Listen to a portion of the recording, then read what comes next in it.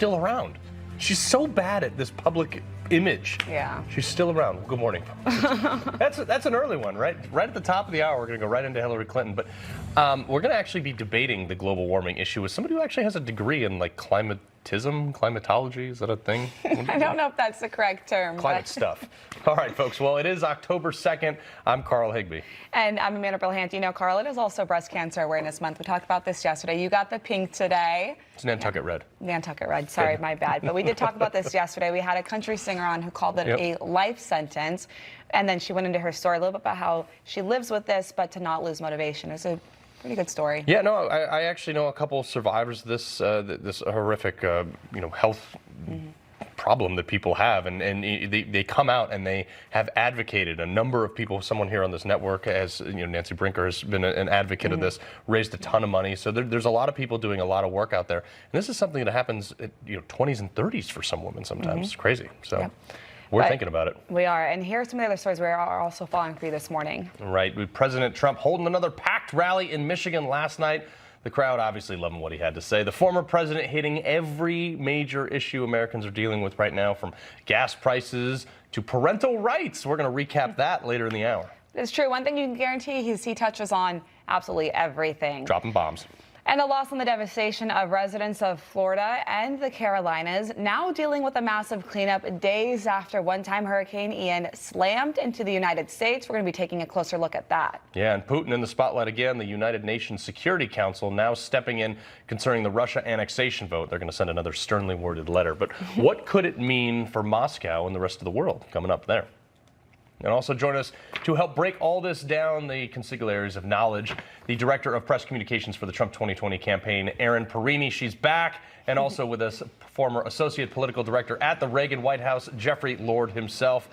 All right, folks, hope you guys have had a smashing weekend because we got a lot to get to today. That's right, including the Biden administration once again over-promising and under-delivering, announcing that borrowers with student loans owned by private entities don't qualify for student loan relief. Erin, we're looking at around 800,000 people, if not more, who now all of a sudden don't qualify. Oops. Yeah, again, the Biden administration saying one thing and doing another, and this is really reflective of the fact that they don't have the legal authority to do this. You'll hear me say this not very often. Nancy Pelosi was right when she said the president does not have the authority to do this. So now they have to make changes and modifications because they know the legal challenges are coming. The president cannot allocate billions, if not almost $1 trillion of government spending without Congress. It's not how we are made to work. We have checks and balances for a reason, and it is good to see that the presidential fiat will be challenged according to this, because you can't just forgive the student loan debt and make everybody else pay for it. It's just not how our government works. For sure, but Jeffrey, this comes in the vein. This is going to cost like $300 or $400 billion to fund this, and now this change came in like the dark of night. They tried to do it under the rug so nobody saw it because that's their voter base, right?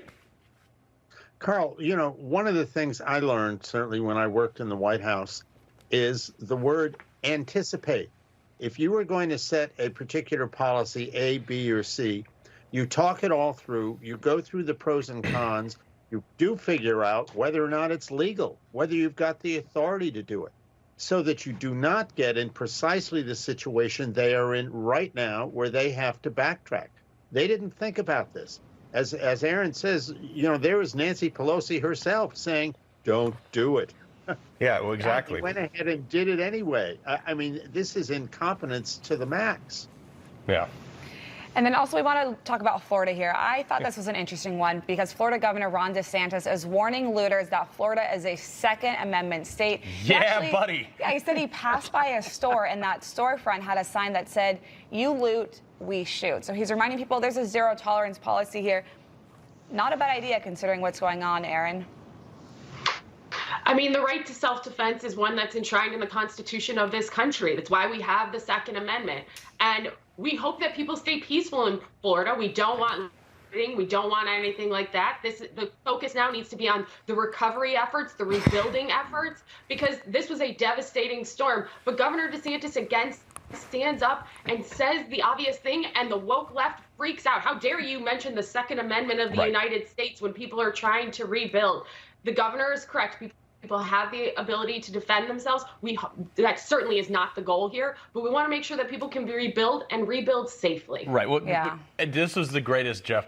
MSNBC host, that one of the great philosophizers of our time, Joy Reid, comparing DeSantis to a segregationist for saying, basically, like, we're going to defend ourselves. Don't loot and steal from our property. I would, like, sure, maybe a guy who happened to be a segregationist said this a long time ago, but it's also the defense of your property, right? Well, that's right. Can you imagine?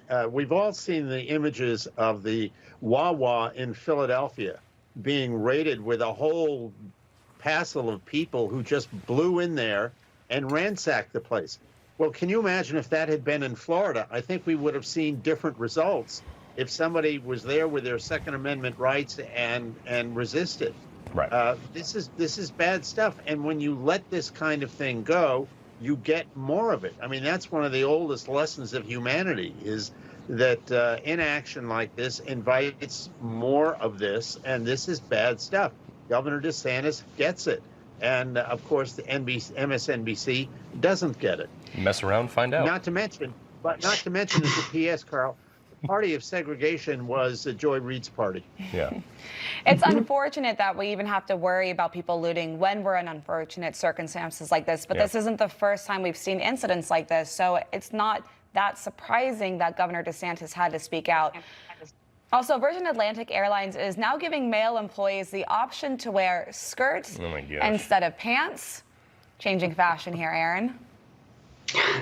It is a change in fashion. And in this case, you know, if they want to wear a skirt, I'm fine with that, as long as it's not like inappropriately short, the same way I wouldn't want another employee wearing an inappropriately short skirt as well. I know that when I worked in the United States Senate, Barbara Mikulski, who was a Democrat of Maryland, she was the woman who was able to change the fact that women could wear pants on the Senate floor. Women used to have to wear only skirts. So in this kind of like evolutionary style change, if it's something somebody wants to do, okay. I mean, guys wear kilts in Scotland. If you want to be a flight attendant for Virgin Atlantic and wear a skirt, have at it. It'll be a interesting flight. Mm-hmm. Yeah, I love that you brought up kilts, because that was the same conversation we had this morning about kilts versus skirts. I compete in like these local Highland games, and I wear a kilt when I compete in those things. Because so you're wearing a skirt? I'm not wearing a skirt. I'm wearing a kilt. It's like a thing for dudes.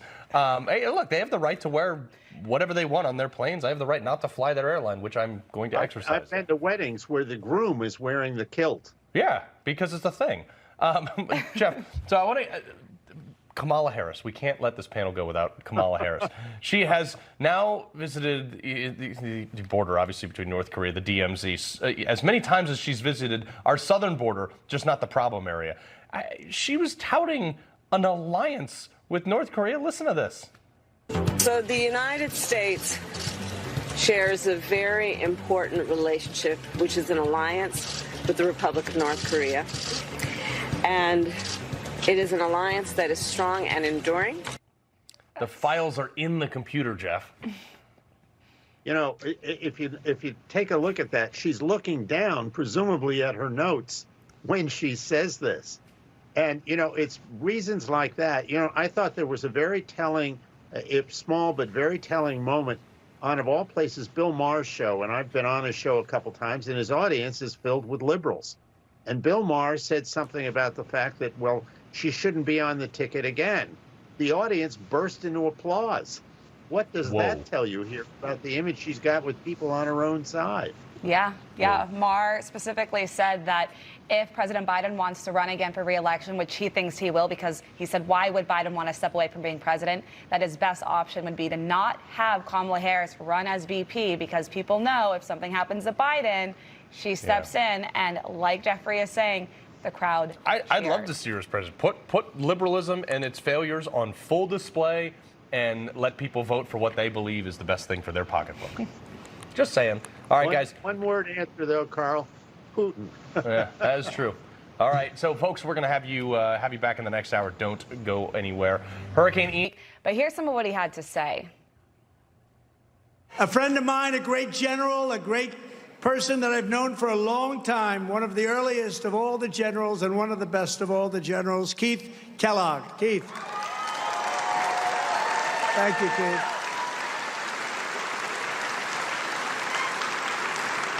And Mike, thank you for being here again. Thank you very much. Appreciate it.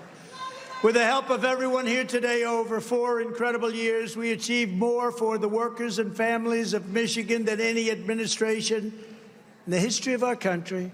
After decades of false promises and bitter betrayals from other politicians, I stopped the plunder of Michigan jobs. I ended NAFTA, the worst trade deal ever made, and replaced it with USMCA, the best trade deal probably ever made. We had a great time, and now Canada and Mexico want to renegotiate. I tell the Biden administration, don't do it. They had their way for many, many decades, and now we have our way. We have a great trade deal. Keep it. Don't renegotiate it. Don't let them do that. I withdrew from the job-killing Trans-Pacific Partnership, would have killed everything here, including your car business, and renegotiated Obama's terrible Korea deal, the worst deal you can imagine, saving Michigan's auto industry from certain ruin and death. To protect American workers, I placed stiff tariffs on foreign aluminum, foreign steel, and many other products. Thank you very much. They were thrilled. China was thrilled. And other countries, too. They paid a lot of money. We took in $420 billion. Nobody else took in 10 cents from China in all these years. Not one president, think of it, not one president took in 10 cents. We took in $420 billion at least. We live by 2 simple, critical rules: buy American and hire American. I stood up to China. We stood up to all of these countries. All of these countries, we stood up to them. No other president's ever done that. They didn't want to do that. We then gave $28 billion to our farmers because our farmers suffered because of what China was doing. They thought they could use our farmers to negotiate a better deal with me, and I met the farmers, and I said they were well represented, but all they wanted was a level playing field. They didn't want anything else. And I said, what do you think? They said, you have to negotiate a great deal. We'll suffer through it, but I know you'll do a great job. But without them, we couldn't have done what we did, and we did. We suffered through it for a year, and China caved and gave us everything, and we ended up with $28 billion that I handed back to the farmers in the form of lots of beautiful checks, and it all came right out of the wallet of China. And that was just a small part of the money we took in from China, very small part. I also authorized millions of dollars to rebuild Michigan's Sulaks. You know that was just dying, and it's all being rebuilt and built, and got you hundreds of millions for the Great Lakes Restoration Initiative. I got you all of that money. Without me, you wouldn't have had that money. They didn't want to give it to you, the Democrats. We fought for Michigan. We won for Michigan. And this November, we are going to fight and win for Michigan once again.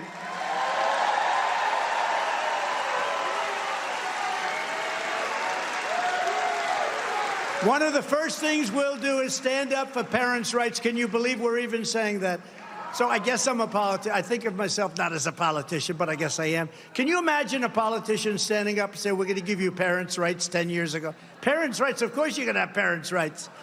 I can't. Every time I say it, I say, we're going to give you parents' rights. Where the hell has our country been? At long last, every parent in America must be empowered to opt out of the indoctrination and send their child to the public, private, charter, religious, and home school of their choice.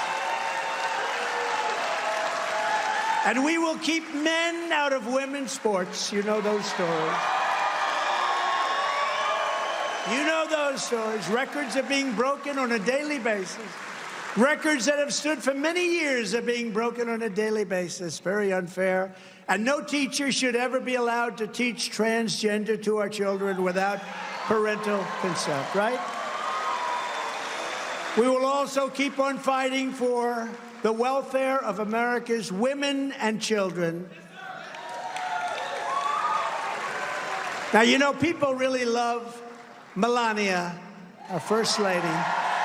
First Lady, Melania. They love her. We got all these signs. We love our First Lady. She is continuing to help children through her Be Best initiative, Fostering the Future, it is. Standing up for young people in the foster care community who need our love, our help, and our support. She's done a great job. Done a great job. Thank you, Melania. The Republican Party will continue to be the party of the American family, the American child, and the party of the American dream, which is rapidly going away. We'll bring it back.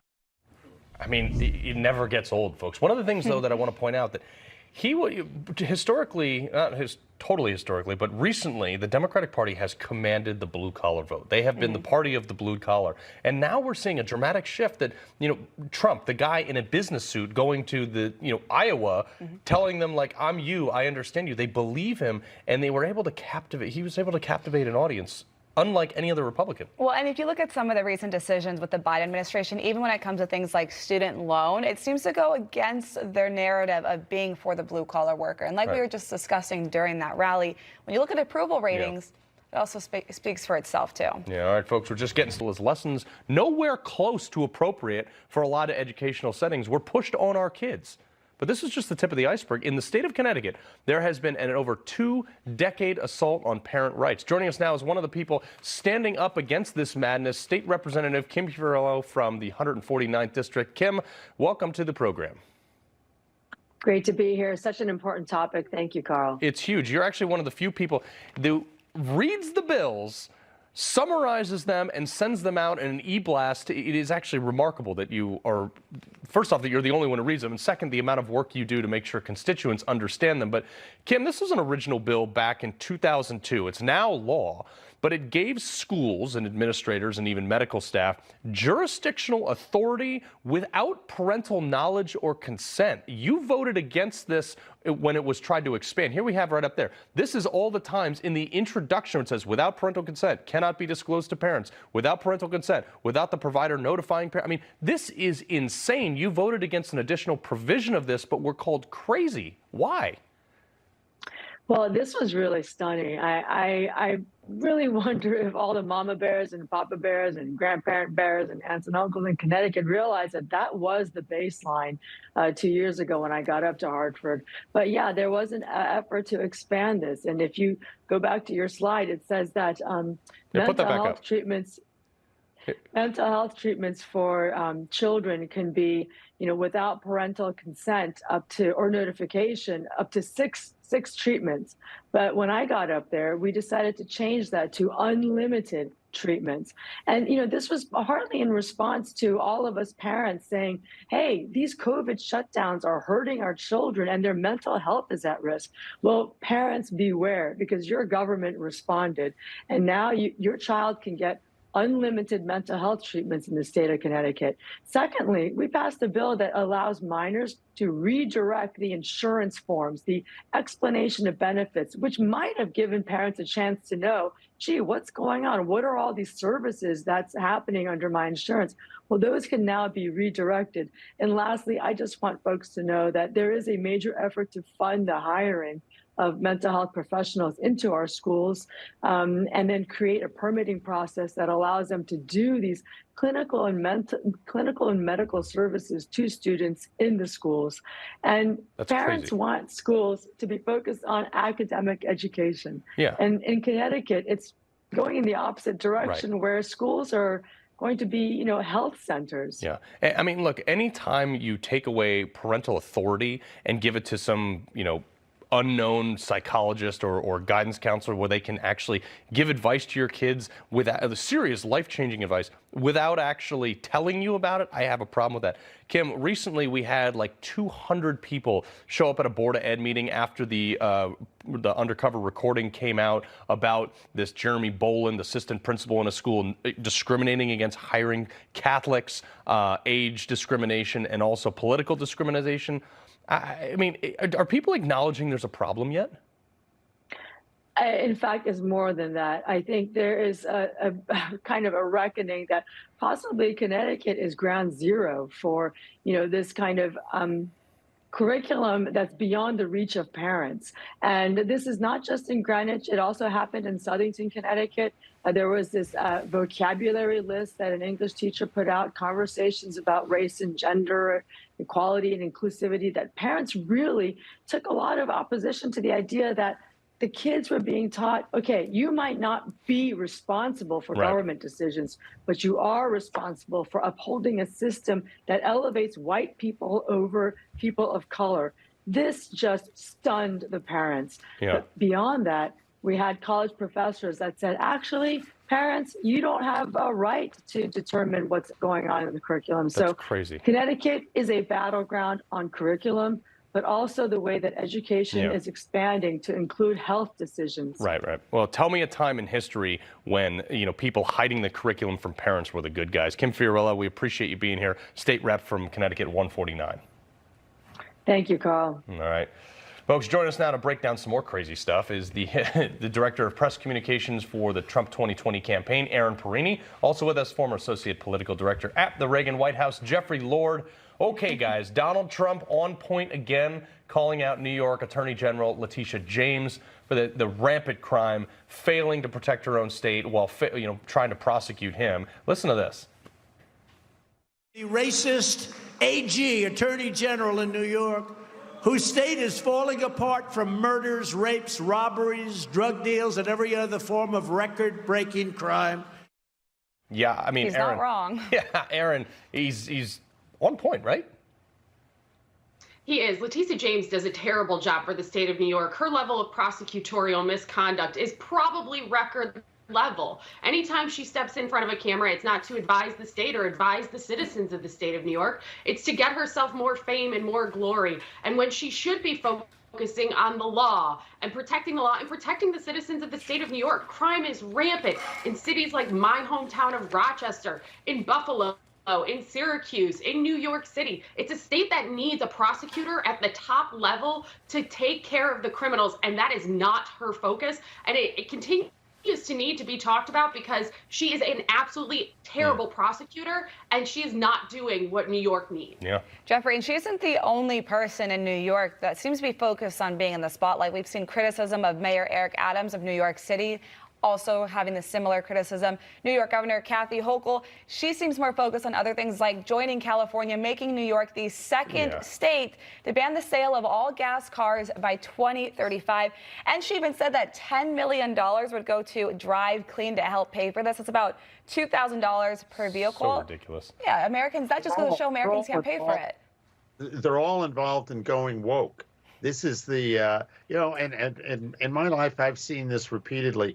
The American left gets on to some fashion, and holy smokes, they can't stop talking about it. And it spreads and it spreads and it spreads until finally, thankfully, it eventually wears itself out. But that's what they're about here.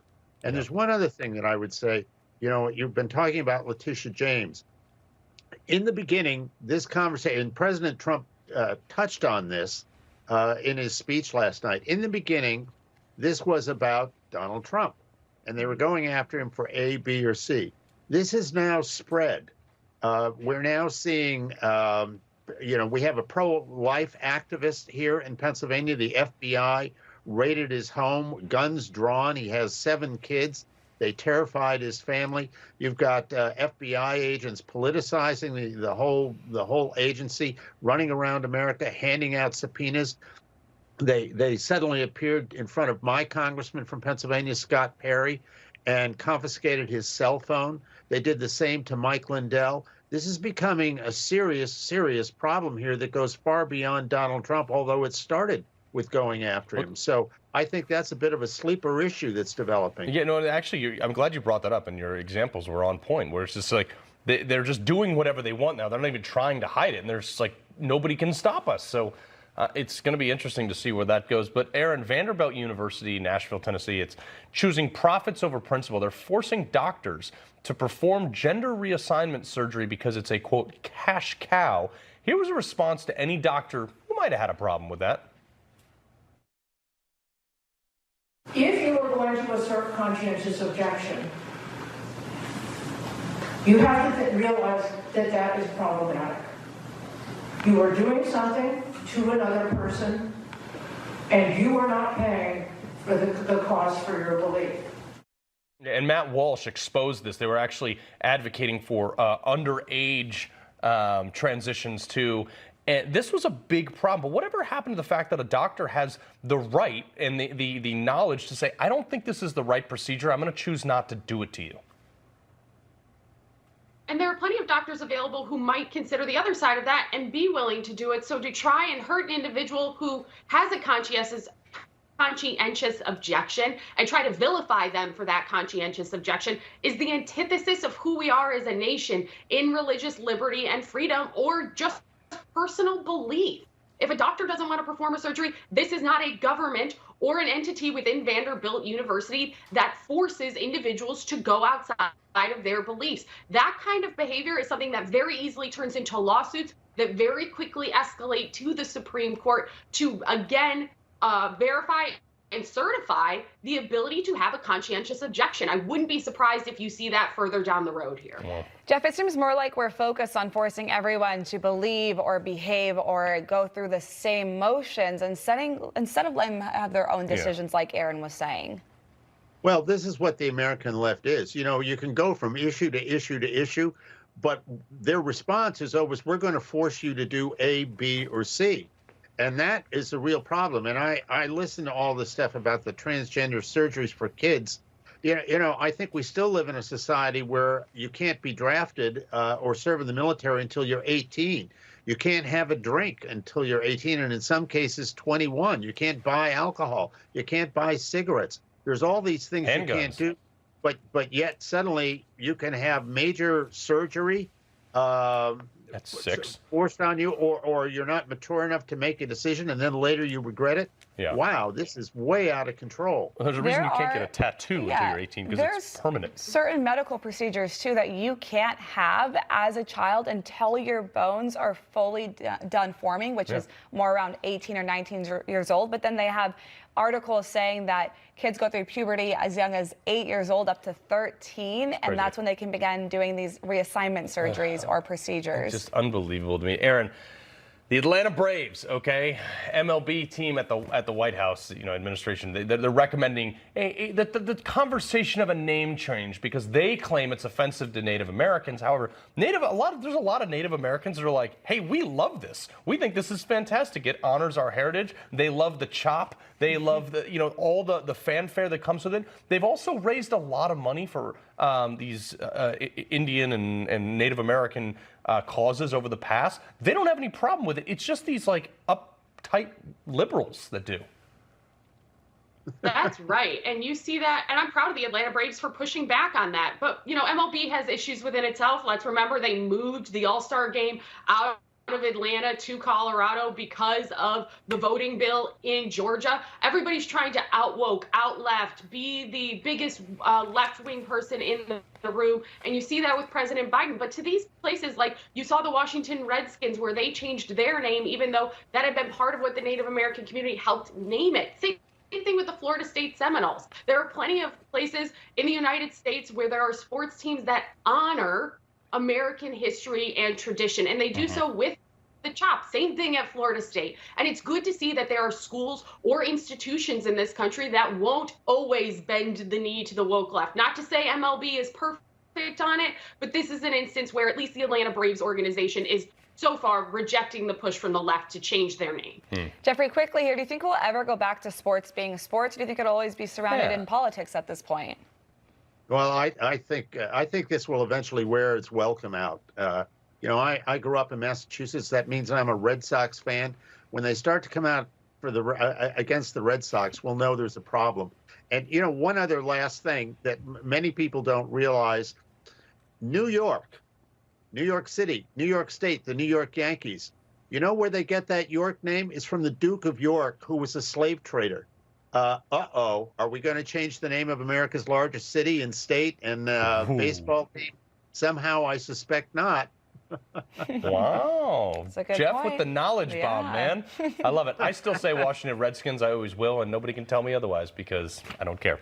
But at the end of the day, it's really all about the New York Buffalo Bills, the only team that plays in the state. So let's be honest, best team in the NFL. This is about to get rough. Also, the Red Sox have to be condemned because red is the color of the Republican Party, Jeff, so it's got to go. See, I'm over here. I'm a San Diego Charger Yeah. fan. I guess Los Angeles Chargers now. There's not much controversy around Chargers. Until they, do something offensive. They'll do something, They'll yeah. find Not something. to mention it's offense to every other color sock. Yeah, that is true. That is true. All right, Erin Barini, Jeffrey Lord, great conversation. Appreciate being here. Thank you. All right, up next on the road.